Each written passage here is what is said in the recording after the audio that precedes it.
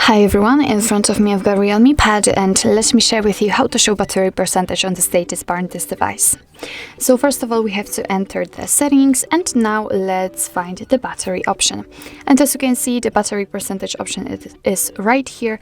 Of course, it is right now turned off because on the status bar we've got only the battery indicator. So in order to show the percentage, just tap on the switcher here.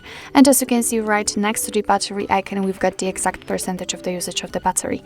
Of course, you can turn it off whenever you want to just by tapping on the switcher, but let me leave it like this. So actually this is it. This is how to show battery percentage on the status bar in your REALME Pad. Thank you so much for watching. I hope that this video was helpful, and if it was, please hit the subscribe button and leave the thumbs up.